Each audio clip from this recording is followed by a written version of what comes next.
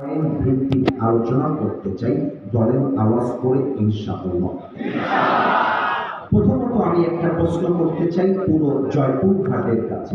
এই যে দুনিয়াতে আমরা বসবাস করছি, this is the world we life, দুনিয়ার জীবন। আপনি একজন মুসলমান, আমিও একজন মুসলমান। বলেন তো, দুনিয়ার জীবনটা কি উত্তম জীবন না আখিরাতের জীবনটা উত্তম জীবন? উত্তর 100 সঠিক, কিন্তু আওয়াজটা কম পেয়েছে। আর একবার, দুনিয়ার জীবন উত্তম না আখিরাতের জীবন উত্তম? এটা আসিফ হুজুরের কথা নয়, এটা আল্লাহর কোরআনের কথা। 30 নম্বর পারা, সূরাতুদ দুহা 4 নম্বর আয়াত। ওয়ালাল আখিরাতু খায়রুল লাকা মিনাল উলা। The life of hereafter is much more better than this worldly life. আল্লাহ তাআলা বলছেন, দুনিয়ার জীবনের চাইতে আমি আল্লাহ তাআলা আখিরাতের জীবনকে 1000 গুণ বেশি উত্তম করে বানিয়েছি। সুবহানাল্লাহ বলবেন না আপনারা সবাই? এবার একটু আমার দিকে তাকিয়ে বলেন তো, আমাকে দেখে কি আপনাদের মুরব্বী মনে হয় না যুবক মনে হয়? লজ্জা পাইলেন কেন ভাই? এটা সোজা সোজা কথা, বলেন মুরব্বী লাগে না যুবক লাগে? বেয়াদবি নিবেন না। এখানে কি কোনো মুরব্বী এমন আছেন যার বয়স 60+, মানে বয়স হচ্ছে 60 বছরের বেশি বা 50 বছরের বেশি? যদি থাকেন বেয়াদবি নিবেন না, একটু হাত তুলবেন। 50 বছরের বেশি, 1 2 3 4 5 অনেক আছে। আপনার হাত নামা, বেয়াদবি নিবেন না, হাত নামা। এবার আমাকে উত্তর দেন, এই দুনিয়া জীবনটা কি বেশি লম্বা হবে না আখিরাতের জীবনটা বেশি লম্বা হবে? ও ভাই, কত লম্বা হবে আমি বলবো না, আল্লাহ কোরআন বলবে। 30 নম্বর পারা 4 নম্বর পৃষ্ঠা, সূরাতুন নাজিআতের সর্বশেষ আয়াত। কান্নাহুম ইয়াওমা ইয়ারাউনাহা লাম ইয়ালবাথু ইল্লা আশিয়াতান আও দুহাহা। আল্লাহ বলছেন, যেই মুরব্বির বয়স 80 বছর,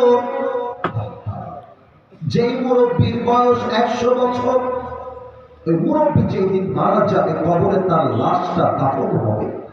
পরকালের জীবনটা এত লম্বা সময় হবে, মুরব্বী আল্লাহকে ডাক দিয়ে বলবে, আল্লাহ, আখিরাতের জীবন যখন চোখ দিয়ে দেখা শুরু করলাম, আমার কাছে মনে হচ্ছে দুনিয়ার 80 বছরের জীবনটা আখিরাতের কাছে একটা সকাল কিংবা সন্ধ্যার মতো হবে। আল্লাহু আকবার। Could you imagine কত লম্বা সময়? 80 বছরের জীবন একটা সকাল মনে হবে। যারা 1000 বছর বেঁচেছে তার কাছে 1000 জীবনটা, 1000 বছরের জীবনটা একটা সন্ধ্যার মতো মনে হবে। এত হবে লম্বা আখিরাতের জীবন। 3 নম্বর প্রশ্ন, আমরা যে এখন বসে আছি, আমরা কি মরে আছি না বেঁচে আছি? এত নরমাল কথা উত্তর এত আসতে বলে হয়? মরে আছি না বেঁচে আছি ভাই? কিন্তু আপনি যে মাহফিল থেকে বাসায় জীবিত যাবেন, do you have any guarantee about it? কোনো গ্যারান্টি কি আপনার আমার আছে? কালকে সকালে আরেক জেলায় আমার মাহফিল আছে, আমি যে মাহফিলে জীবিত যাব, অ্যাটেন্ড করব, do I have any guarantee about it? কোনো গ্যারান্টি আছে? আপনাদের পাশের জেলা নওগাঁ, তাই না ভাইজান? নওগাঁ। এই আপনারা দুপচাচিয়া বগুড়া নাম শুনছেন না? মাশাআল্লাহ, নাম তো শুনবেন, কাছেই তো আমাদের এখান থেকে। আমার একটা মাহফিল ছিল বগুড়ার মাহফিল করে আরেকটা নাম বলছি, যদি চিনে থাকেন জোরে জোরে বলবেন, মান্দা ফেহা, চিনেন? ওই রোডটা অনেক বড় না ভেঙে যান, অনেক বড় রোড, তাই না? তো আমি যদি বুঝাতে গিয়ে একটু অক্ষর হয়ে মাফ করবেন, দেখবেন রোডের মাঝখানে কিছু ভিড় থাকে, স্পিড ব্রেকার উঁচা উঁচা, মানে সেখানে গেলে গাড়িটা স্লো করতে হয়, না গাড়িটা উল্টায় যেতে পারে। তো আমাদের মাহফিল ছিল বগুড়াতে, আমরা ভুল হতে পারে আমার, রাত বাজে 1 থেকে 2টা কিংবা 3টা এইরকম, এরই মাঝামাঝি একটা সময়। আমাদের ড্রাইভার সাহেব গাড়ি চালাচ্ছে 80 কিংবা 100, হঠাৎ করে স্পিড ব্রেকার সামনে আসছে, মান্দা ফেরি হাট পার হয়। ওটা ড্রাইভার সাহেব খেয়াল করেন, ঠাস করে ব্রেক মারছে। আমি পেছনের সিট থেকে খেয়াল করলাম আমার ডান হাতের দিকে, লাফ দিয়ে উঁচুতে উঠে গেছি এভাবে যে ছাদে আমার মাথাটা লেগে যাবে, এত উঁচুতে। আর এমন একটা ভাব, গাড়িটা উল্টায় নিচে পানিতে পড়ে যায়। আমি সাথে সাথে সাথে সাথে পড়ে নিয়েছি লা ইলাহা ইল্লাল্লাহ মুহাম্মাদুর রাসূলুল্লাহ সাল্লাল্লাহু আলাইহি ওয়াসাল্লাম। এই ভাই, আমি যদি সেদিন মারা যেতাম, আমার দিকে তাকান, আমার থেকে প্রত্যেকটা জামা কিন্তু অনেক দামি জামা, অহংকার নিয়ে বলছিলাম। আমার দুটোটা যদি বের হয়ে যেত, আমার দেহের চাকচিক্যময় সব জামাগুলো খুলে গোসল দিয়ে সাদা কাপড়ের কাপড়ে প্যাকেট করে 3.5 হাত মাটিতে দাফন করে দেওয়া হতো। আর এটার নামই তো দুনিয়ার জীবনের বাস্তবতা, যে কিনা বলে রূপেরই গৌরবে সাজিয়াছ সাজ, সোনা দানা কত কিয়া রাজকী পোশাক। যেদিন প্রাণ চলে যাবে সবই পড়ে রবে, প্রাণ চলে যাবে সবই পড়ে রবে। গায়ে দেবে মার কিনো ফন্দে মোনাহামা, কেন বাঁধো দালান ঘর। একটা করে আমার সাথে গান। একদিন মাটির ভেতরে রে মোনাহামা, কেন বাঁধো দালান ঘর। দেখি না বলে দেহ তোমার চর্ম চর গলে পচে যাবে, শিরার উপর শিরাগুলি ছিন্ন ভিন্ন হবে। মন্দ মিরু দণ্ড সবই হবে খণ্ড খণ্ড, মন্দ মিরু দণ্ড সবই হবে খণ্ড খণ্ড। পড়ে রবে মাটির উপরে মোনাহামার, কেন বাঁধো দালান ঘর। একদিন মাটির ভেতরে হবে ঘরে মোনাহামার, কেন বাঁধো দালান ঘর। ঠিক কিনা বললেন না আপনারা সবাই? ওয়ামাল হায়াতুদ দুনিয়া ইল্লা মাতাউল গুরুর। This life of this world is nothing more than play and entertainment. এই পুরো দুনিয়ার জীবনটা একটা চাকচিক্যতা ছাড়া, ধোঁকা ছাড়া আর কিছুই হতে পারে না, ঠিক কিনা? আল্লামা ইকবাল লিখেছেন তার কবিতায়, हुए नामवर बेनिशा कैसे कैसे, ये जमी खा गई नौजुआ कैसे कैसे। ये जगह जी लगाने की दुनिया नहीं है, ये इबारत की जा है, तमाशा नहीं है। तुझे पहले बचपन ने बरसों खिलाया, जवानी ने फिर तुझको मजनू बनाया। अजल तेरा कर देगी बिल्कुल सफाया। मेरे दोस्त, ये जगह जी लगाने की दुनिया नहीं है, ये इबारत की जा है, तमाशा नहीं है। अरे दुनियार जीवनटा চাকচিক্যতার জীবন নয়, দুনিয়ার জীবনটা হচ্ছে আখিরাতের প্রস্তুতির জায়গা, ঠিক কিনা? এবার আমি চশমাটা খুললাম, দুইটা চোখ সবাই 5 সেকেন্ডের জন্য বন্ধ করতে হবে। এখনই না। লেট মি এক্সপ্লেইন ফার্স্ট কেন আপনারা চোখটা বন্ধ করবেন। আমি ব্যাখ্যা করছি সবাই। চোখটা যখন বন্ধ করবেন, এই আমার কথা একটু বিয়াদবি নেবেন, আমার কথা বোঝা যায় তো? আমাকে একটু জোরে বললে বোঝা যায় তো? ইংরেজির দ্বারা আমরা বোঝাতে চাই মাদ্রাসায় পড়লে খ্যাত হয় না, মাদ্রাসায় পড়লে সবচেয়ে বেশি স্মার্ট হওয়া যায়। রাগ করবেন না। চোখ বন্ধ করে দুইটা চিন্তা করবেন। 1 নাম্বার চিন্তা আমি বলে দিচ্ছি, ভাববেন আপনি 3.5 হাত মাটির কবরে লাশ করে শুয়ে আছেন। ভাববেন, খালি ভাববেন, চিন্তা করবেন। অথবা আপনি এই কথা ভাববেন আগামীকাল ফজরের নামাজের পরে এই পাঁচুর চকের এই মাহফিলে এই মাঠে আপনার জানাজা হবে। আচ্ছা, আমি যেটা বললাম জানাজা হবে, আমি কি খুব অবাস্তব করে ফেলেছি? এই হতে পারে না? কালকে যে কেউ জানাজা এই মাঠে হতে পারে না। ভাববেন চোখ বন্ধ করে। আমি আমার চশমাটা খুললাম, আমি আমার চোখ বন্ধ করলাম। Now please everybody close your eyes, সবাই চোখ বন্ধ করে দেন। আমার বিশ্বাস স্টেজেও চোখ বন্ধ, আমার সামনে চোখ বন্ধ। অহংকার নিয়ে চোখ বন্ধ করবেন না। আমি বিনয়ের সাথে আবদার রেখেছি, আদেশ কাউকে করবেন। চোখ বন্ধ যদি হয়ে যায়, আমি কাউকে দেখতে পাচ্ছি না তো, চোখ যদি বন্ধ হয়েই যায়, মাথাটা হালকা নিচু করে ফেলে, দেয়া তো দিবেন না, মাথাটা হালকা নিচু। ধ্যানে যেমন বসে মানুষ ধ্যানের মতো বসবেন। জাস্ট 5 সেকেন্ড আমি বলতে চাই। ভাবেন আপনি 3.5 হাত মাটির কবরে লাশ হয়ে শুয়ে আছেন। ভাবেন 1, 2,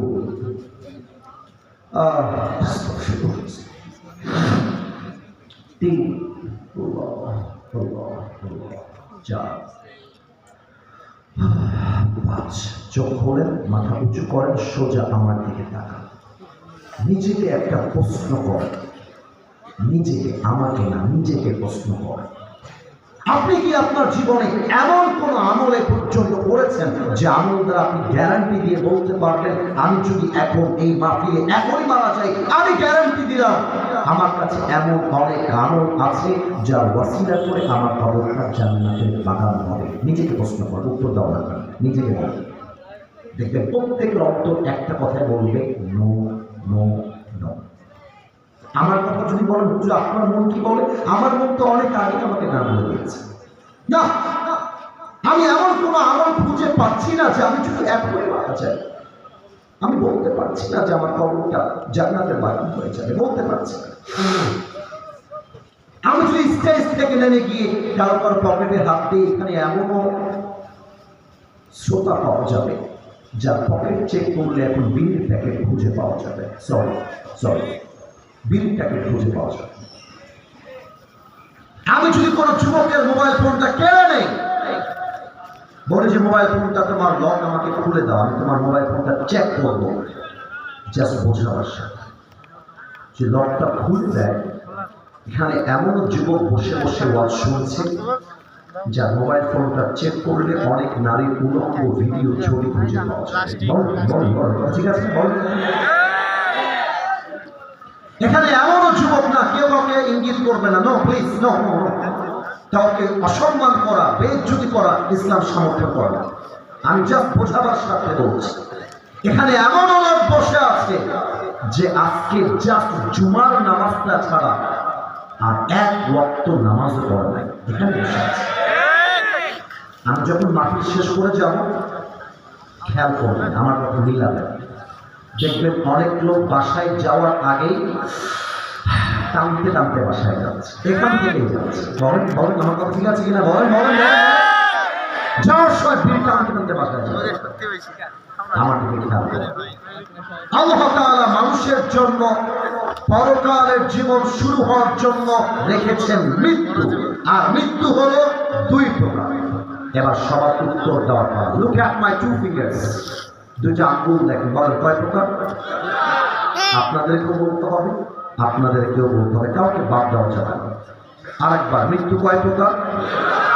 আওয়াজটা আসে নাই, হবে না, এবার আওয়াজ হবে না, বলেন সবাই কয় প্রকার? Number 1 is the death of people, those who perform the salah, and number 2 is the death of people, those who do not perform the salah. এক হচ্ছে নামাজি বান্দার মরণ, আর এক হচ্ছে বেনামাজি বান্দার মরণ। আমি যখন নামাজি বান্দার মরণের হাদিসগুলো বলবো, প্রত্যেকটা হাদিসে জবান খুলে খুলে সুবহানাল্লাহ বলবেন। আচ্ছা, একবার প্র্যাকটিস হিসেবে পড়বেন সুবহানাল্লাহ। মুরব্বী আপা জানো, যুবক ভাইরা, সুবহানাল্লাহ পড়লে কি লস না লাভ? তাহলে আরেকবার পড়েন সুবহানাল্লাহ। নামাজি বান্দার সামনে যখন মালাকুল মউত আসবে, শুরু করছি এক একটা ধাপ হাদিস, এক একটা হাদিস বলবো, এক একটা সুবহানাল্লাহর আওয়াজ ভেসে আসবে। আল্লাহর হাবিব বলেছেন নামাজি বান্দার সামনে মালাকুল মউতের চেহারার রং হবে ধবধবে ফর্সা সাদা। মালাকুল মউতের দেহে থাকবে লম্বা একটা সাদা জুব্বা। মালাকুল মউতের চেহারা দেখলে মনে হবে তার চেহারা দিয়ে ঈমানের নূর বের হচ্ছে। এবার আমার ডান হাতের দিকে তাকান, এই যে টিস্যুটা আছে, টিস্যুটা কি দেখা যায়? যে জোরে কম তো দেখা যায়। আল্লাহ হাবিব বলেছেন, আমি একটু সরি মাইকটা হটাচ্ছি, এটা হচ্ছে নামাজি বান্দার আত্মা তথা রূহ, আর এখানে মালাকুল মউত দাঁড়িয়ে আছে তার রূহটা কবজ করবার জন্য। প্র্যাকটিক্যালি বোঝাবার জন্য মাইকটা হটাচ্ছি। নামাজি বান্দার রূহকে কবজ করতে মালাকুল মউত বাম হাত নয়, ডান হাত বাড়াবে। যখন রূহটা এভাবে বের করে আনবে, হাদিসে আসছে একটা পিঁপড়া কামড় দিলে যে পরিমাণ কষ্ট হয় তার চাইতে কম কষ্ট দিয়ে নামাজি বান্দা রূহকে বের করে আনে। কত সুন্দর মৃত্যু, কত সুন্দর। টিস্যুটা দেখিয়েছিলাম, লাস্ট হাদিস বলে দেই, কাফাম মিন আকফামিল জান্নাহ ওয়া হামিদ মিন হামিদিল জান্নাহ। নামাজি বান্দা রূহকে কবজ করে জান্নাত পর্যন্ত নেওয়ার জন্য আল্লাহ তাআলা নামাজ বা নামাজি বান্দার জন্য জান্নাত থেকে একটা স্পেশাল লাল রেশমি রুমালের চাদর দুনিয়াতে হাদিয়া হিসেবে পাঠিয়ে দিলেন নামাজি বান্দার।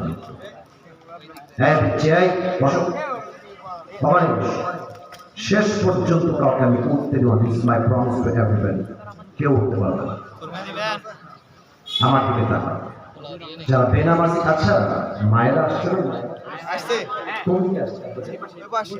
ওই পাশে আছে, ওখানে কি আওয়াজ দেখতে পাচ্ছে, শুনতে পাচ্ছে, দেখতে পাচ্ছে? আচ্ছা, আমি আমার মা জানদেরকে একটা কথা বলে ফেলতে চাই, মুরব্বীরা রাগ করবেন না, যুবকরা একমত হবে, আমি জানি যুবকরা একমত হবে। বেশিরভাগ মেয়েদের চরিত্র নষ্ট হয়ে যায় একজন মায়ের জন্য, বেশিরভাগ ইভেন মা যদি ভালো হয় মেয়ে ভালো হয়, মায়ের আদর্শ যদি খারাপ হয় মেয়েটাও খারাপ হয়ে যায়। খেয়াল করবেন, পার্কে যত মেয়ে বোরকা পরে প্রেম করে বেড়ায়, 80% মেয়েরা পার্কে বোরকা পরেই প্রেম করে বেড়ায়। মানে আমি অবাক হয়ে যাই, হাতে মোজা, পায়ে মোজা, মুখ ঢাকা, देखलेई मने होबे यार ये लड़की तो अभी के अभी जन्नत से भाग के सीधा दुनिया में आई है। কিন্তু আমি যখন রাজশাহীর জিয়া পার্কে, রাজশাহীর পদ্মা গার্ডেনে মুক্ত মঞ্চে দেখি বোরকাওয়ালি মেয়েরা প্রেম করে বেড়ায়, আমার বলতে মনে চায় এদের বোরকার উপরে ফিটফাট, ভেতরে পুরোটাই সদরঘাট। আর আমি কি বলবো যুবকদের দুঃখের কথা, এরা কিন্তু বিয়ে করতে চায়, কিন্তু আজকালকার মেয়েরা টাকা ছাড়া বিয়ের পিড়িতে বসতে চায় না। বলো, যেই মেয়েরা বেপরদা হবে, যেই মেয়েরা টিভি সিরিয়ালে আসক্ত হবে, অনেক মেয়ে আছে দেখবেন তার জিহ্বা হচ্ছে 10 হাত লম্বা, আছে না? জিহ্বার কথা বিবাহিতরা বুঝতে পেরেছে, এটা সিঙ্গেল না বুঝতে পারছে। যারা বিয়ে করেছে তারাই বুঝবে, এ দিল্লি কা লাড্ডু হে, খাওগে তো ভি পছতাওগে, नहीं খাওগে তো ভি পছতাওগে। ঠিক না? অনেক মেয়ে আছে স্বামীর সঙ্গে ঝগড়া হলেই বলে, তুমি আমাকে তালাক দাও, আমি তোমার বাড়ির ভাত আর খাবো না। ইভেন অনেক মেয়ে তো হুমকি দেয়, আমাকে ছাড়লে তোমাকে 14 শিকের ভাত খায়া ছাড়বো, আছে না? মাথায় রাখবেন, আল্লাহর রাসূল বলেছেন, যেই মেয়ের উপরে তার স্বামী নারাজ, আল্লাহর জান্নাত তার জন্য হারাম হয়ে যায়। ওই মেয়েদের মৃত্যু হবে আরাকাব। আসেন মৃত্যুর সূরতগুলো বলি। আগে বলেছেন সুবহানাল্লাহ, এবার বলবেন সবাই মিলে নাউযু বিল্লাহ। এটা প্র্যাকটিস স্বরূপ বলেন তো সবাই, নাউযু বিল্লাহ। আমি প্রথম হাদিসটা শুরু করছি, বেনামাজি বান্দার মৃত্যু কেমন হবে।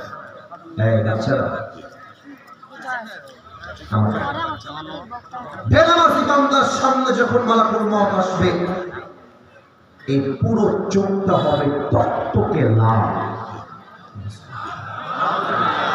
সবাই মিলে পড়লেন না? আর একবার পড়লেন না? দেহের চামড়া রং হবে নীলাভ বর্ণের চামড়া, দেহের পোশাকটা হবে কুচকুচে কালো পোশাক, পা থাকবে জমিনে, ভয়ঙ্কর মাথা থাকবে আকাশ বরাবর বিশাল লম্বা। এবার কি বলবে খেয়াল করা, হাদিসে আসছে কি বলবে মালাকুল মউত ওই বেনামাজি, ওই বেপরদা মহিলা, ইয়া আইয়ুহান নাফসুল খাবিসা উখরুজি ইলা গাযাবিল্লাহ। কি ধমক রে বাবা! এই বেনামাজি বের হয়ে আয়, বের হ। একটা ধমক দেওয়ার সাথে সাথে বেনামাজি রুহটা, আমি একটু পেছনে যাচ্ছি, এই রুহটা ছিঁড়ে ছিঁড়ে একবার ডান দিকে বাম দিকে পেছন দিকে দৌড়ে দৌড়ে পালিয়ে যাও। আগের বার দেখিয়েছিলাম ডান হাত, এবার বাম হাতটা খেয়াল করো। বেনামাজির দিকে মালাকুল মউত তার বাম হাতটা একদম পেছনে এইভাবে পেছন থেকে একটা থাবা দিয়ে রুহটা যখন ধরে এভাবে বের করবে, হাদিসে আসছে একটা জীবিত ছাগলকে জাবেহ না করে তার চামড়া কেউ যদি ব্লেড দিয়ে চাকু ভাবে ছিঁড়ে ফেলে, জীবিত ছাগলের চামড়া কেউ যদি ছিঁড়ে ফেলে, ওই ছাগলটার যে পরিমাণ কষ্ট হয় তার চাইতে 70 গুণ বেশি কষ্ট দিয়ে বেনামাজি মুরব্বী, বেনামাজি যুবক, বেনামাজি মা, বেপরদা মহিলা, তার রুহটা তার চাইতে 70 গুণ বেশি কষ্ট দিয়ে বের করা হবে না।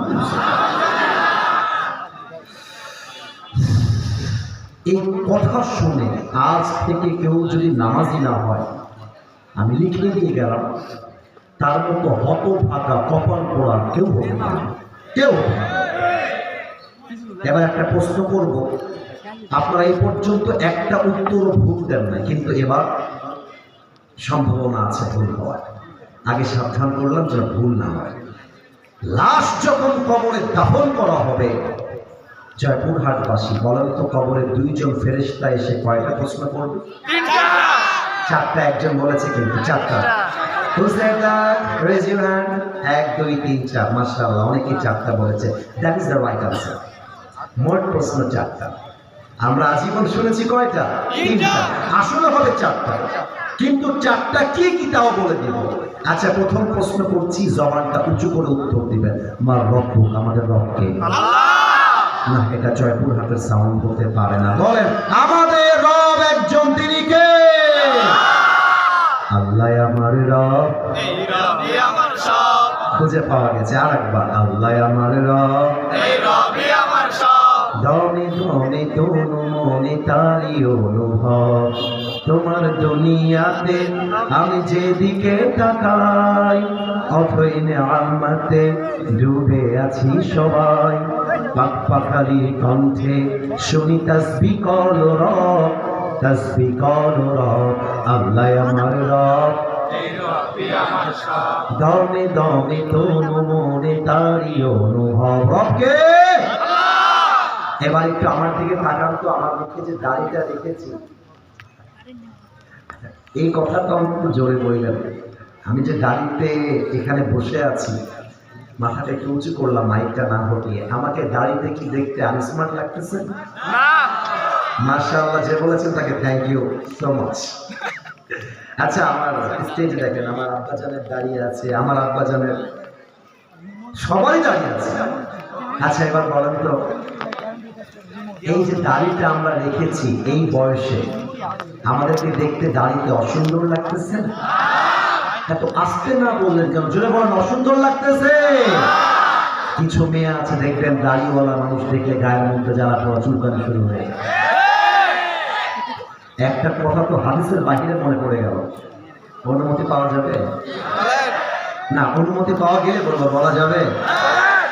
ওই এক ছেলে বিয়ে করতে গেছে পাত্রী দেখার জন্য, পাত্রী দেখে বিয়ে করবে আর কি।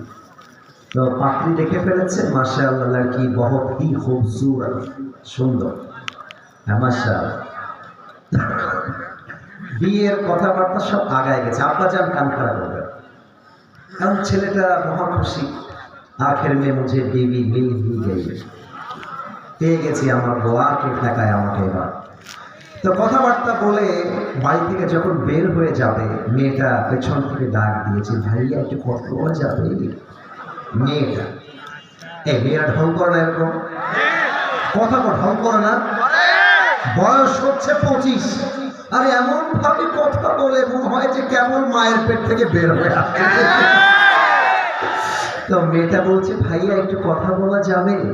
যুবক বলছে, ইয়ার ইয়ে তো বড়ি মুশকিল হয়ে গেল, সব কিছু তো ঠিকঠাক ছিল, মাঝে আবার কি কথা বলবে আল্লাহ জানে, কোথায় আবার কি অ্যাফেয়ার ট্যাফেয়ার আছে কিনা। তো যুবকটা কোনো মতো ওর কাছে এসেছে। তো মেয়েটা বলছে যে, ভাইয়া কথাটা একটু পার্সোনাল, তো রুমে গিয়ে বলতে চাই একা একা আপনার সাথে। তো যুবক বলছে, ইসলামের শরীয়তে এটা তো জায়েজ নেই, আমার আব্বা মা দূরে দাঁড়িয়ে আছে, আপনি আমাকে এখানেই বলেন। তো মেয়েটা বলছে, আপনাকে আমার পুরো ফ্যামিলি সবার পছন্দ হয়েছে, আমারও পছন্দ হয়েছে, তবে একটা প্রবলেম আছে। কি প্রবলেম? বলছে, আপনার মুখের দাড়িটা আছে না, এটা ক্লিন শেভ করলে আমি আপনাকে বিয়ে করতে পারবো। নাউজুবিল্লাহ করলেন না? আচ্ছা, যুবকটা কি বলেছে তা তো বুঝতে হবে আপনাকে, এটা তো মেইন মেসেজ। যুবকটা বলতেছে, আপনি যদি আমাকে দাড়ির জন্য বিয়ে করতে না চান, আপনার মতো মেয়ে যদি আমাকে দাড়ির জন্য রিজেক্ট করে দেয়, আপনার মতো কয়েক কোটি মেয়ে একদিকে, আমার নবীর সুন্নতের দাড়ি আর একদিকে। আপনার মতো মেয়েকে আমি ছাড়তে পারবো, বাট নবীর সুন্নতের দাড়ি কাটবো, এটা কোশ্চেন কালেও সম্ভব হতে পারে না। আর একটা কথা বলবো, মেয়েরা রাগ করবে, যুবকরা খুশি হবে। যেই মেয়েদের দাড়িওয়ালা পছন্দ হয় না, এদের জন্য বিটিএস এর হিজড়া ছাড়া সেকেন্ড অপশন। আর যেই মেয়ে আমাকে দাড়ির জন্য বিয়ে করতে চায় না, সে তো আমার বাড়ির বউ হওয়ার যোগ্যতাই রাখে না। আর যেই মেয়ে আমাকে দাড়ির জন্য বিয়ে করতে চায়, সেই তো আমার বাড়ির বউ হওয়ার যোগ্যতা রাখে, ঠিক কিনা বলে? এবার বলেন তো, আমার নবীর মুখে লম্বা লম্বা দাড়ি ছিল কি ছিল না? আমার নবীর মতো সুন্দর কি পৃথিবীতে দ্বিতীয় আর কেউ হতে পারে? চাঁদের চেয়ে সুন্দর তুমি, নবী আমার কামলিওয়ালা, দো জাহানের বাদশাহ তুমি, প্যারা নবী সাল্লাল্লাহু আলা, দো জাহানের বাদশাহ তুমি, প্যারা নবী সাল্লাল্লাহু আলা, চাঁদের চেয়ে সুন্দর তুমি, নবী আমার কামলিওয়ালা। সুবহানাল্লাহ। আপনারা কি দেখেছেন আমার মাহফিলে একটা বাধা দেওয়া হয়েছিল? সবাই দেখেছেন? আমার মাহফিলে একজন নেতা বাধা দিয়েছিল, সবাই দেখেছেন? আমি কি বলেছিলাম তাহলে শোনেন। আমি বলেছিলাম, আমার রব আল্লাহ, আমার নবী মুহাম্মদুর রাসূলুল্লাহ সাল্লাল্লাহু আলাইহি ওয়াসাল্লাম, আমার ধর্ম ইসলাম, এবং 4 নম্বর প্রশ্ন কবরে করা হবে, ওয়ামা ইলমুক, what is the source of your knowledge? তুমি যে এতগুলো জ্ঞান অর্জন করেছো, এই জ্ঞানের উৎস কোথায়? আমি বলবো, আমার জ্ঞানের উৎস একটা কিতাব, কিতাবটার নাম আল কোরআন। আমি বলেছিলাম, কোরআন যে আমার ধর্মীয় কিতাব, এটা কবরে গিয়ে বললেই বলা যাবে না, এটা চাইলেই বলা যাবে না, বরং আমাদেরকে আগামীর পার্লামেন্ট থেকে ব্রিটিশ আইন সরিয়ে দিয়ে, মানুষের বানানো আইন সরিয়ে দিয়ে আগামীর পার্লামেন্ট করতে হবে আল্লাহর কোরআনের সংবিধান নিয়ে।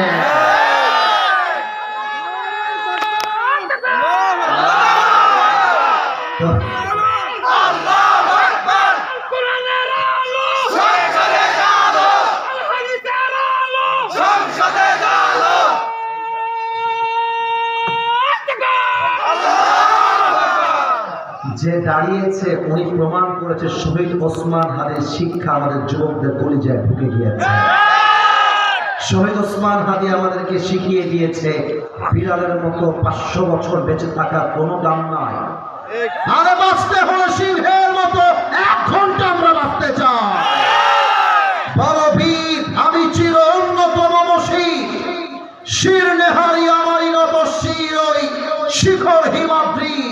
বলো বীর, বলো মহাবিশ্বের মহাকাশচারী চন্দ্র সূর্য সহতাচারী ভুলক দুলক দলক ভেরিয়া খোদার আসন আরশ ঠেলিয়া উঠিয়াছে চিরবিস্ময়। আমি বিশ্ববিধাত্রী বলবীর, আমি চির উন্নতশীল। ঠিক কিনা বলে? আরে কাফেরদের মাথা যদি নিচু না হয় সে তো বাতিলের দালাল। তার মাথা যদি নিচু না হয় আমি হকের কথা বলবো, আমার মাথা নিচু হবে কেন?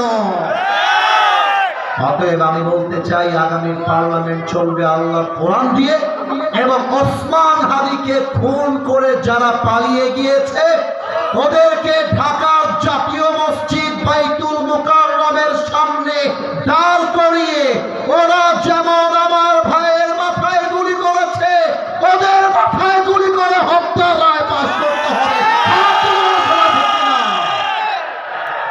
আল্লাহ যেন এই আইনটা পাশ করার তৌফিক আমাদেরকে দান করে।